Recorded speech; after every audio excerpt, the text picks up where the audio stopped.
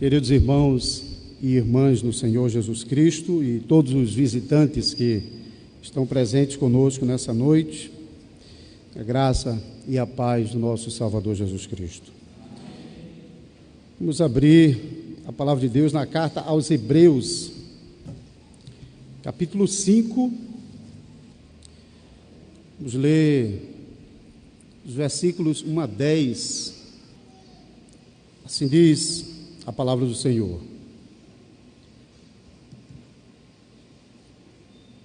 Porque todo sumo sacerdote, sendo tomado dentre os homens, é constituído nas coisas concernentes a Deus, a favor dos homens, para oferecer tanto dons como sacrifícios pelos pecados, e é capaz de condoer-se dos ignorantes e dos que erram, pois também ele mesmo está rodeado de fraquezas.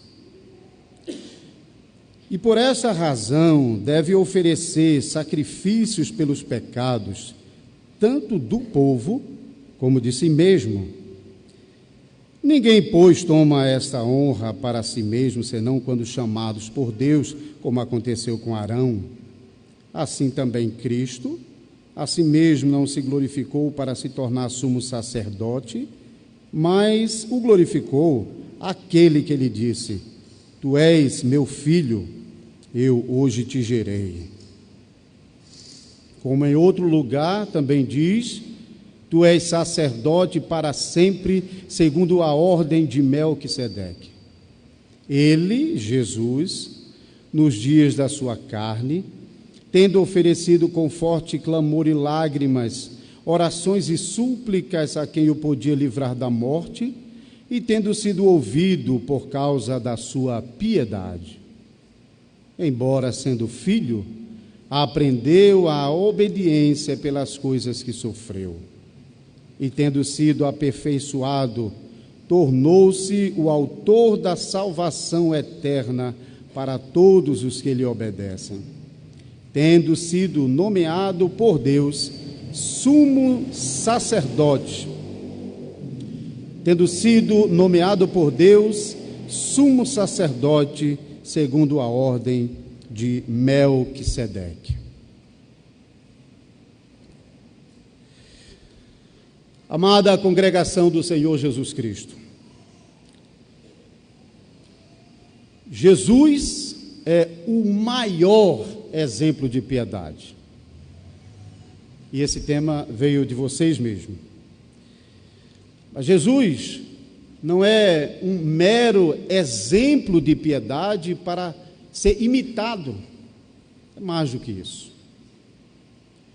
Jesus é o exemplo de piedade a ser crido. Espero que aqueles que estavam presentes aqui ontem à noite tenham guardado a definição de piedade que nós apresentamos. Piedade é temor e obediência. Enfatizamos bastante isso aqui ontem à noite, com a pregação que mostrou esse temor e piedade na adoração em espírito e em verdade, baseado em João capítulo 4, versículo 24. Hoje, nós vamos ver esse temor e obediência a Deus na vida piedosa do nosso amado Salvador Jesus Cristo. E veremos como essa piedade do nosso Salvador nos beneficia. Então vamos examinar essa passagem de Hebreus capítulo 5, versículos 1 a 10, nós deixamos de fora os versículos finais, porque nos versículos finais o autor está dando uma instrução mais específica acerca da ignorância dos seus destinatários sobre o conhecimento mais fundamental da obra salvadora de Jesus. Então, essa passagem inteira, do versículo 1 ao versículo 10, faz um contraste entre o sacerdócio levítico do Antigo Testamento e o sacerdócio de Cristo. Você pode ver no versículo 1 a 4, ele apresenta o sacerdócio levítico, no versículo 5 a 10, então, ele enfatiza o sacerdócio de Jesus Cristo. Esse contraste que nós vemos aqui nesse capítulo, na verdade, vem acontecendo desde o início da carta aos Hebreus. A carta aos Hebreus, na verdade, é uma carta escrita justamente para responder sobre a superioridade de Cristo em relação ao serviço sagrado do Antigo Testamento. O autor dessa carta, na sua época, alguns sugerem que foi o apóstolo Paulo, ele escreveu para cristãos que haviam se convertido do judaísmo para o cristianismo. Porém, esses cristãos, eles estavam sofrendo uma pressão terrível da parte dos judeus, que de um lado ameaçavam esses irmãos, do outro lado eles pressionavam e perturbavam esses irmãos com o falso ensino de que eles deveriam observar a lei de Moisés se quisessem ser salvos. Mesmo muitos judeus que criam em Cristo ainda achavam que tinham que guardar a lei de Moisés e assim ficar com as duas coisas. É por causa disso então que esse autor está fazendo uma defesa tão ferrenha, tão firme, tão forte da superioridade de Cristo em relação aos símbolos e tipos do Antigo Testamento.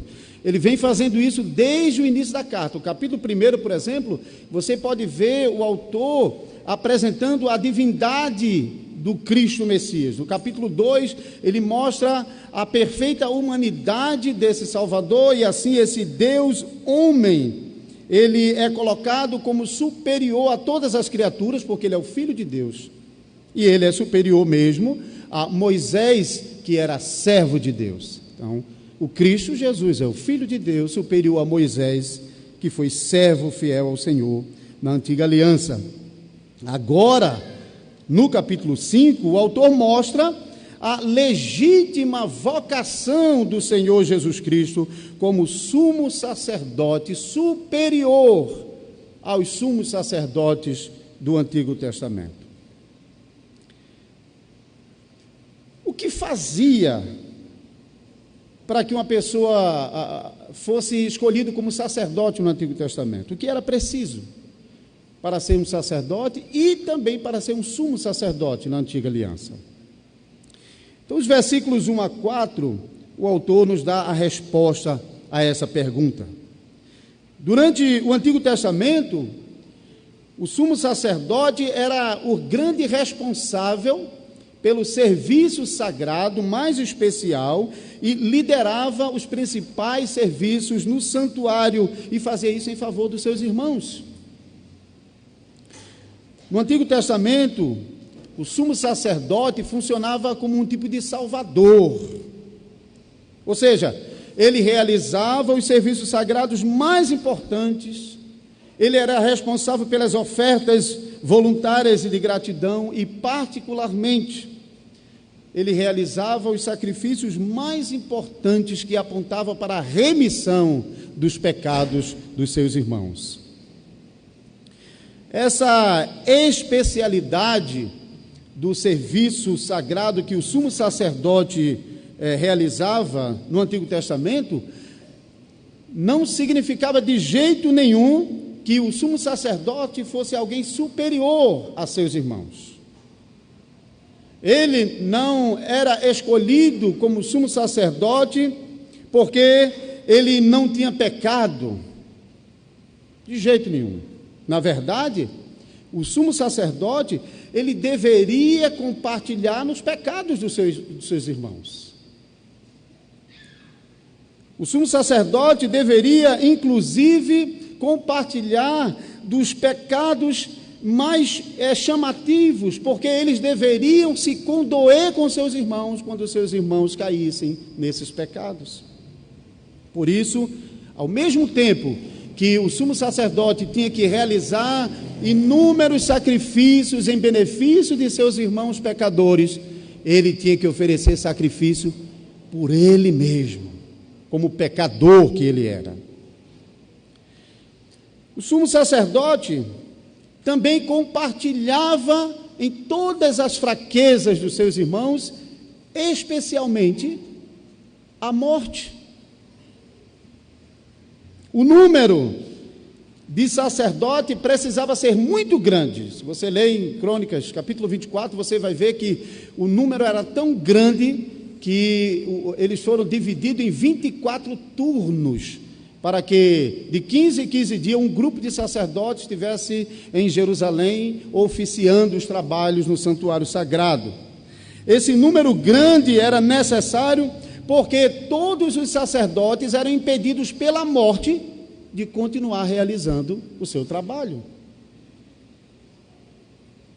Até mesmo o sumo sacerdote precisava existir em um número consideravelmente grande, porque até mesmo o sumo sacerdote era impedido pela morte de continuar realizando o seu trabalho indefinidamente. Então, o sumo sacerdote era mais um pecador no meio da multidão. Outra coisa importante a dizer é que ninguém podia tomar o ofício sacerdotal para si mesmo. Para ter a honra do sacerdócio era preciso que um homem tivesse nascido na tribo de Levi. Se ele não fizesse parte da tribo de Levi, ele estava fora de realizar o ofício sacerdotal. E para ter a honra do sumo sacerdócio, não bastava ter nascido na tribo de Levi, mas ele precisava ter nascido na casa de Arão, que era da tribo de Levi. Os levitas, eles não se levantaram sobre os seus demais irmãos das outras tribos e se impuseram como a tribo sacerdotal sobre o povo. Os levitas não fizeram isso. A casa de Arão também não se levantou contra os seus demais irmãos da tribo de Levi para se impor como sumo sacerdote da tribo de Levi. De jeito nenhum. Foi Deus mesmo quem chamou a tribo de Levi para ser a tribo sacerdotal no meio do povo, e foi o próprio Deus que elegeu a casa de Arão para ser para sempre o sacerdote no meio do seu povo. Chamado por Deus. Nós chamamos isso hoje em dia de chamado legítimo. É aquele chamado para trabalhar no meio do rebanho de Deus, que é feito conforme a palavra de Deus, conforme as prescrições da palavra de Deus. Assim como os sacerdotes e os levitas, eles eram vocacionados conforme a prescrição da palavra de Deus. Assim também hoje, pastores, presbíteros, diáconos, eles são chamados por Deus quando eles são legitimamente escolhidos pela igreja para realizar esse trabalho no meio do povo de Deus. Um pastor, um presbítero, um diácono, ele não pode se autodenominar pastor, presbítero ou diácono, mas ele precisa ser chamado por Deus. E esse chamamento, ele é um chamamento legítimo quando ele é feito de acordo com a palavra de Deus. Depois que o autor da carta, nos primeiros 4 versículos, ele fala sobre o chamado para o sacerdócio levítico, ele então passa a mostrar que Cristo também foi legitimamente chamado. Jesus, ele não se autodenominou sumo sacerdote, mas foi Deus quem o constituiu sumo sacerdote sobre a sua igreja. E o autor aos Hebreus, ele nos dá 2 passagens bíblicas que deixam claro que Jesus foi legitimamente chamado como sumo sacerdote diretamente para o Pai. O autor aos Hebreus apela a 2 passagens do Antigo Testamento, no versículo 5 e no versículo 6.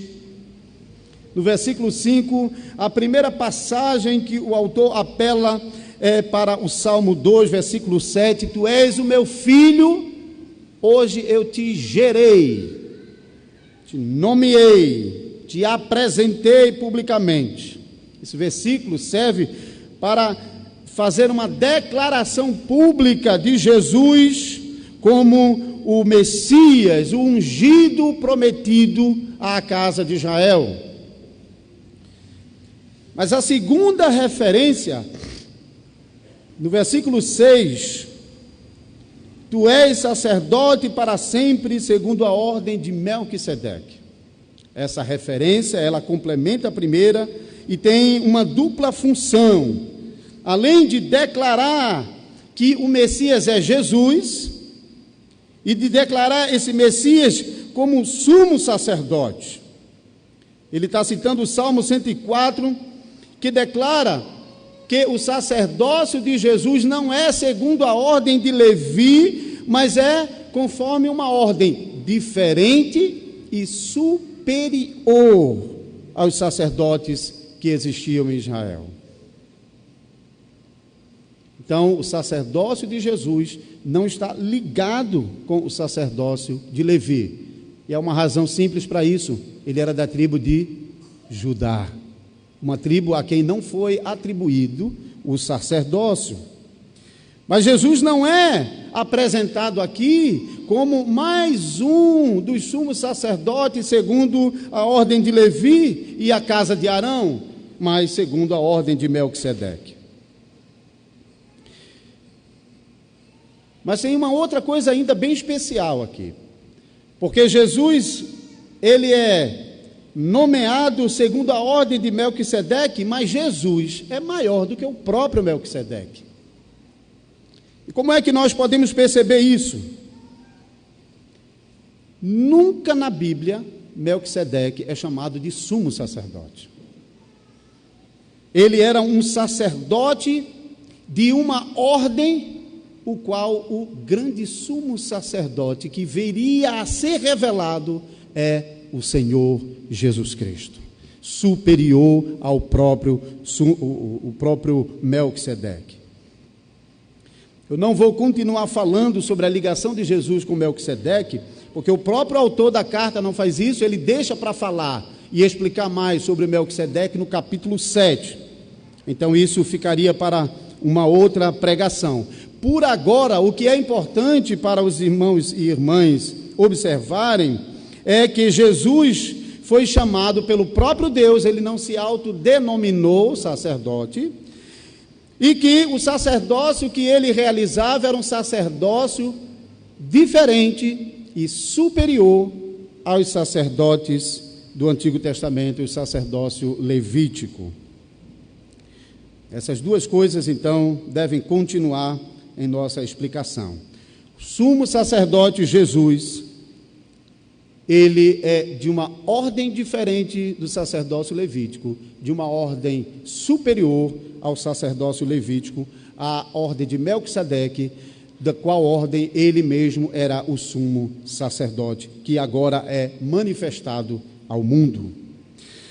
Esse sumo sacerdote, segundo a ordem de Melquisedeque, os versículos 7 a 9 mostram que ele ofereceu um sacrifício perfeito. E os versículos seguem explicando que durante o tempo da sua carne, isso é, durante o tempo da sua encarnação, durante o ministério terreno que Jesus realizou nesse mundo, ele serviu como um sumo sacerdote superior a todos os demais. O sumo sacerdócio de Jesus, diferentemente daquele que acontecia no Antigo Testamento, ele não oferecia os sacrifícios cruentos, os sacrifícios dos animais, os sacrifícios de cereais, mas a oferta que esse sumo sacerdote veio a oferecer foi uma oferta perfeita e completa, suficiente para apagar os pecados dos pecadores de uma vez por todas. A oferta que esse sumo sacerdote oferece é a oferta de si mesmo, uma oferta perfeita, uma oferta apresentada uma única vez. O sacerdote Jesus ofereceu a Deus uma vida de perfeita obediência. E no final dessa vida, esse sumo sacerdote no altar da cruz estava oferecendo o seu corpo e a sua alma para a remissão dos pecados do seu povo. Na cruz, esse perfeito sumo sacerdote, estava suportando a ira de Deus contra os nossos pecados. Se você continuar lendo a carta aos Hebreus, o capítulo 8 ao 10 vai explicar mais detalhadamente sobre essa obra de expiação que Jesus Cristo ofereceu na cruz. Mas aqui no versículo 7 tem uma outra coisa que chama a atenção, que é aquilo que está acompanhando esse sacrifício que Jesus está ofertando a Deus. O versículo 7 é um versículo importante. Ele diz: ele, Jesus, nos dias da sua carne, tendo oferecido com forte clamor e lágrimas, orações e súplicas, a quem o podia livrar da morte, e tendo sido ouvido por causa da sua piedade. E aqui nós ouvimos pela primeira vez a palavrinha que foi usada no tema geral desse 19º aniversário dessa igreja. Ontem, quando eu estava pregando sobre João 4:24, eu expliquei que a palavra piedade não aparecia no texto da pregação, mas os dois conceitos que juntos descrevem o significado de piedade, que é temor e obediência, estavam contidos na passagem de João capítulo 4, e com esse significado, então, nós viemos agora, e com esse entendimento nós chegamos ao texto, porque agora aqui nós temos a palavra piedade. Oferecendo com forte clamor e lágrimas, orações e súplicas. Isso é bem importante aqui.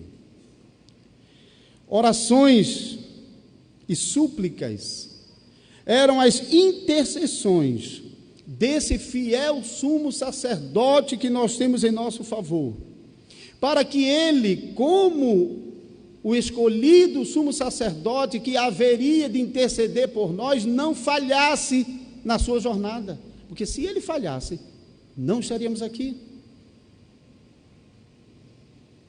E este fiel sumo sacerdote sabia muito bem qual era o seu chamado para enfrentar a dolorosa cruz em favor de pecadores como nós.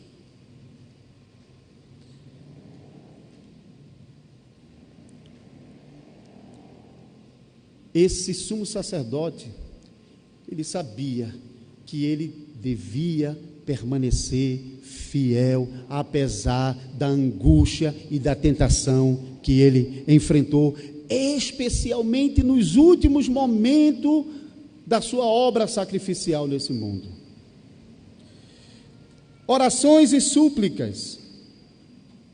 Se podemos fazer uma distinção entre essas duas palavras, que às vezes são citadas até como sinônimos, é que oração é um termo mais geral, quando a gente está simplesmente descrevendo o ato de se dirigir a Deus. Porém, a palavra súplica aqui é bem especial. A palavra súplica, ela descreve não apenas o ato de orar a Deus, mas ela tenta descrever qual é o sentimento que está envolvido no coração daquele que está se dirigindo a Deus. Súplicas, portanto, são orações carregadas de sentimentos de um coração que está cheio de emoções e de sofrimentos até.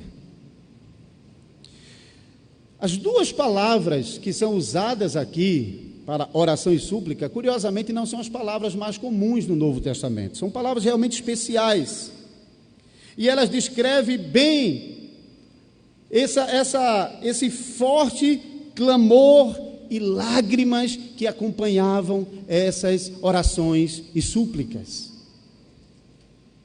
Não eram aquelas orações e súplicas que a gente faz em momentos mais tranquilos, em momentos mais cômodos, mas o autor está descrevendo aquelas orações e súplicas que são descritas no momento da mais profunda angústia do coração. Forte clamor e lágrimas. poucas passagens bíblicas registram Jesus orando. Uma delas é João 11:35, quando ele está orando diante do túmulo de Lázaro. Mas a passagem que exprime melhor essa combinação de palavras que nós temos aqui no texto de Hebreus, capítulo 5, versículo 7, é a passagem da angústia que o Salvador está enfrentando no Getsêmani antes de caminhar para a cruz do Calvário. O texto de Mateus, capítulo 26, versículos 26 a 36 a 46, você pode ler depois em casa, não diz explicitamente que Jesus chorou, mas fala da sua oração intensa, fala também da sua tristeza profunda e angustiosa. Você pode ler isso lá. Lucas chega a registrar no capítulo 22, versículo 44, que enquanto Jesus estava nessa oração angustiosa, ele começou a suar e as gotas começaram a escorrer como se fossem gotas de sangue. Não foram orações e súplicas qualquer, mas orações e súplicas oferecidas a Deus em um momento de profunda angústia. Jesus não estava sozinho quando ele estava orando no Getsêmani. Ele havia levado alguns discípulos com ele. E quando ele havia chegado no lugar que ele separou para a oração, ele deixou os seus discípulos lá no cantinho e se afastou uma distância de mais ou menos uns 20 metros. O texto chama de um tiro de pedra, uma distância mais ou menos de 20 metros. Não era tão distante que os discípulos que estavam acompanhando eles não pudessem ouvir os seus gemidos, apesar de o texto mostrar que os discípulos estavam bem sonolentos. O texto de Hebreus 5,7 diz que Jesus suplicou para que o Pai o livrasse da morte. E o texto de Hebreus 5,7 diz que ele foi atendido. No Getsêmani, Jesus pediu: Pai, se possível, passa de mim esse cálice sem que eu beba, contudo faz a tua vontade. Hebreus 5,7 diz que ele foi atendido. Mas a gente sabe, Jesus morreu. Será que não está falando da mesma coisa? Alguns comentaristas até sugerem que Hebreus, quando diz que Jesus orou para que Deus livrasse da morte e ele foi atendido, Jesus estava falando sobre a ressurreição. Quando Deus ressuscitou Jesus dos mortos, o Pai estava atendendo ao clamor dos seus filhos, do seu filho. Isso é possível, mas eu acho que o texto aqui é mais específico sobre o que Jesus está orando. É mais provável que o pedido de Jesus não tivesse a ver necessariamente com a morte que ele tinha que passar, cuja solução era a ressurreição, mas com a tormenta da morte que ele estava experimentando por antecipação. Antes de chegar na cruz, Jesus já experimentava a angústia da morte de tal maneira que o suor caía-lhe como gotas de sangue. Não sei se aqui tem algum caso registrado de alguém que tenha passado por angústia tal que tenha suado gotas de sangue. A ciência diz que é possível em situações muito extremas. Mas o fato é que o texto da palavra de Deus deixa claro: no Getsêmani, Jesus estava profundamente angustiado até a morte. A sua alma estava aflita. Jesus provou o pavor da morte da maneira mais profunda, da maneira mais angustiosa que qualquer ser humano nessa vida pode enfrentar.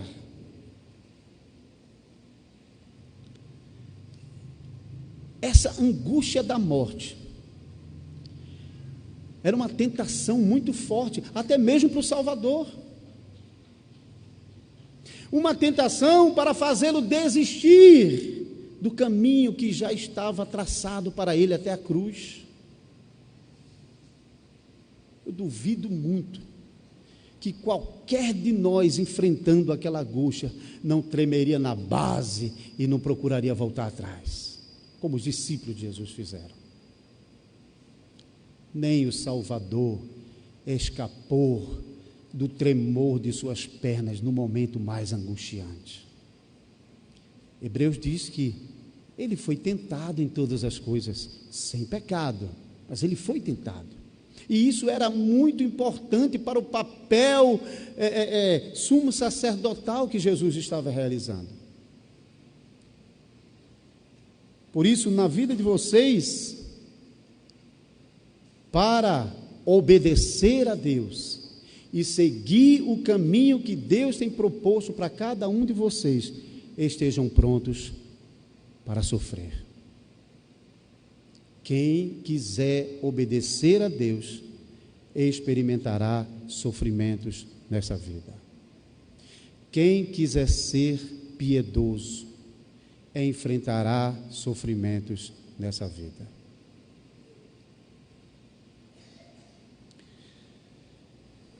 Mas o texto diz que Deus atendeu a oração de Jesus, oração feita com forte clangor e lágrimas. Lucas 22, 43 diz que Deus enviou um anjo do céu para lhe confortar. Isso é o que nós provamos nas horas de maiores aflições. Não é em que nós não passamos por essas aflições, mas que nos momentos das piores aflições, o Senhor garante que estará conosco. O pai atendeu o pedido do seu filho, não em livrá-lo da morte, porque a morte era necessária para que hoje uma multidão de pessoas estivesse aqui louvando o nome do Senhor pela 19ª vez. O pai não livrou o filho da morte, mas removeu do coração do seu filho o pavor da morte que o levou a titubear diante da grande missão que estava diante dele. E agora Jesus, consolado pelo anjo do Senhor, estava pronto para seguir o caminho que lhe estava proposto. Esse sentido combina muito mais com aquilo que nós estamos descrevendo sobre a piedade de Jesus nesse texto, do que falar sobre a ressurreição como resposta de Deus ao seu Filho após a sua morte. Em Hebreus nós lemos que Jesus foi constituído sumo sacerdote em favor do seu povo.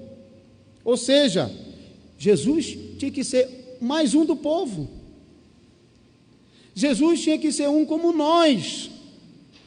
Jesus tinha que compartilhar as nossas fraquezas e sentir as nossas dores, e ele tinha que sofrer as nossas angústias.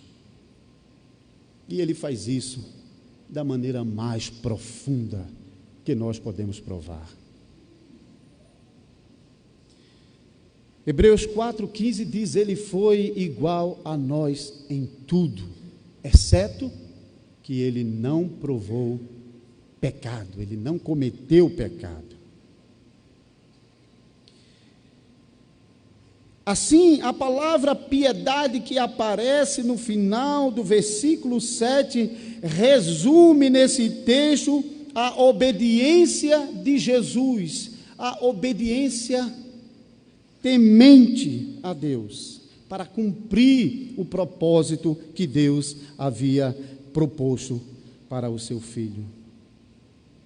Piedade, tanto aqui em Hebreus 5, funciona bem nessa obediência que leva o filho a sofrer, como também em Mateus 26, na obediência de ir à cruz que levou o Filho de Deus a agonizar por antecipação os horrores infernais da morte.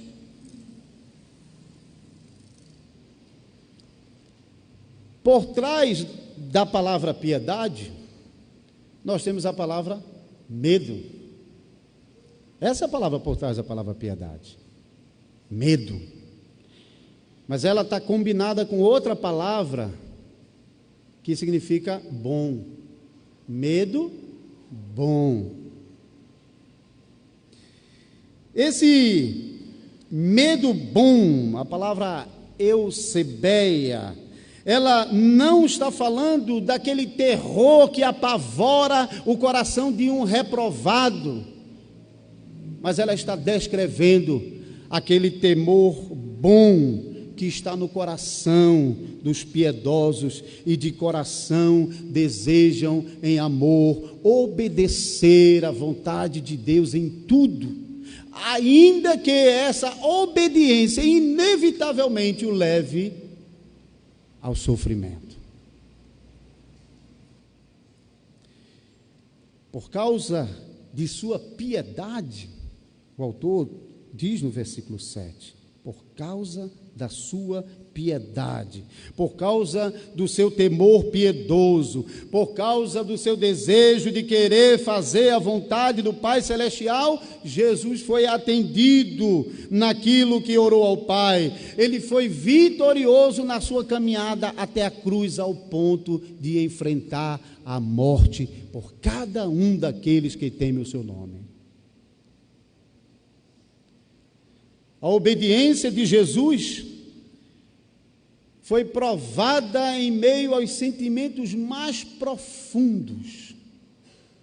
Ele foi provado e aprovado como nosso fiel sumo sacerdote. Agora, amados irmãos e irmãs, como essa piedade de Jesus nos beneficia? Como essa obediência temente de Jesus, que no momento mais difícil da sua vida, no momento que o abalou tão profundamente ao ponto de dizer ao Pai, se possível, passa de mim esse cálice sem que eu beba, contudo faz a tua vontade. Como essa piedade nos beneficia? Amados irmãos e irmãs, nós não temos um sumo sacerdote. Nós não temos um sumo sacerdote que seja estranho às nossas fraquezas. Nós não temos um sumo sacerdote que não participe da nossa própria natureza. Nós não temos um sumo sacerdote que não sinta os mesmos sentimentos que nós sentimos. Nós não temos um sacerdote que não sofra as mesmas coisas que nós sofremos. Mas nós temos um sacerdote sem pecado, sim, mas igual a nós, que sabe o que é padecer, que sabe o que é sofrer, que sabe o que é chorar, que sabe o que é se angustiar, que sabe o que é ser desprezado de pai e mãe, que sabe o que é ser abandonado pelos amigos mais chegados.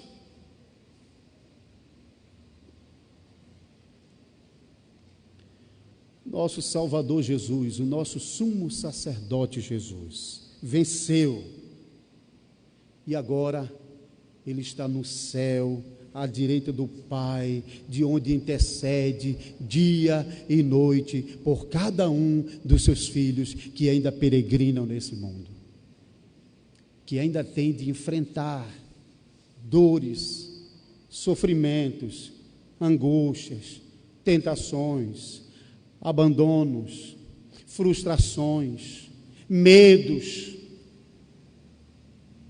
sobretudo, ainda tem de enfrentar os horrores da morte, enquanto labutam como peregrino que caminha para Canaã celestial. Mas tenha por certo uma coisa, irmãos: o nosso sumo sacerdote não fecha os olhos diante das tristezas do seu coração. Tenha certeza, Jesus não ignora as tristezas profundas da sua alma. Ele não ignora sequer os gemidos que não conseguem ser expressos em palavras, porque Ele mesmo, em meio a choros e gemidos e angústia, clamou ao Pai pelo livramento.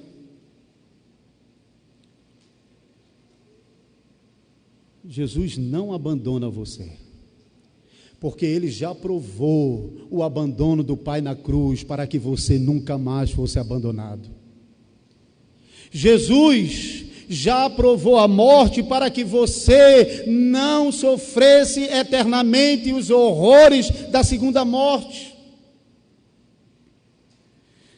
O Senhor Jesus sofreu a ira de Deus para que vocês nunca mais fossem julgados por Deus. Não há maior exemplo de piedade do que Jesus. Não há. Não há amor igual ao de Jesus. Não há. Não há obediência mais perfeita do que a de Jesus. Não há sofrimento mais valioso do que aquele que sofreu o nosso Salvador por mim e por você, pecadores. Por isso, amados irmãos e irmãs,